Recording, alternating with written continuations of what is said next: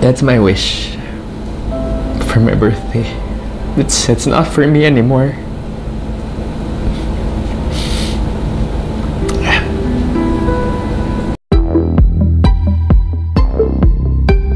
Matapos ang 1 taon buhat ng ikasal at 5 taon bilang magkarelasyon, may matinding ipinagtapat ang kapamilya host na si Robby Domingo sa publiko ukol sa pinagdaraanan nilang mag-asawa na si Maki Pineda.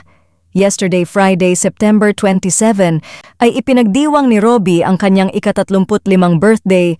Isang emosyonal na mensahe ang ibinahagi ni Robby bilang pagdiriwang sa pagsapit niya ng ika-35 taong gulang. Today I turn 35. I don't ask for much, but this is one wish I hope it will come true. I think I'm ready for it. In his perfect time, saad ni Robby sa captions. Emotional na ikinuwento ni Robby na wish nila ng asawang si Maki Pineda na magkaroon na sana ng anak, subalik matatandaan na bago pa man ikasal ang couple, ay na-diagnose ang kanyang misis na mayroong autoimmune disease at kasalukuyang dumadaan ngayon sa matinding gamutan. Isa ito sa mga naging hadlang ng pagkakaroon nila ng anak sa kasalukuyan. Gayunman umaasa pa rin si Robby Domingo na darating ang tamang panahon at ipagkakaloob din sa kanila ang dalangin nilang ito ng may kapal. Ikinasal sila Robby at Maki Pineda last January 2024 sa farm ng pamilya ni Robby sa Bulacan. Hey guys, it's my birthday and I'm 35! Can you believe it? I'm having some birthday blues. Some people say it's time na naramdaman mo na, okay, matanda ka na. But also, it's a time na pwede kang mag-reflect sa buhay mo. And that's what I'm gonna do right now. While making pancit! Ang corny ko talaga. Okay, my plan in the next 5 years is to be a better husband and husband. And hopefully, next year, when the Lord permits it and when her condition permits it, depende sa clearance ng doctors, I hope to introduce you to a baby Robby as well, or baby Mikey, or why not twins? Him, her.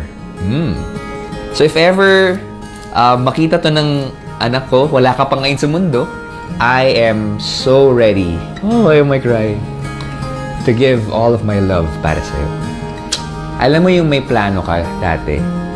Especially, I'm a man with a plan all the time. Talagang nakaayos yan.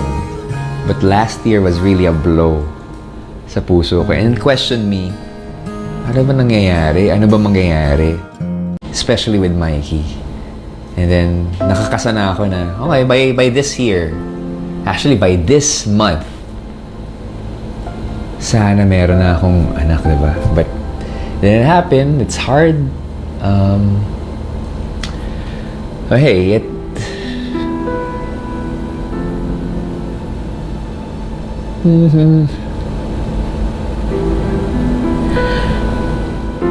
maybe it's not time yet. Not yet. But I'm hoping na mangyari yun. But yeah, first things first, I want Mikey's sickness to be gone so that we can go back to our original plan, and that's my wish for my birthday. It's not for me anymore.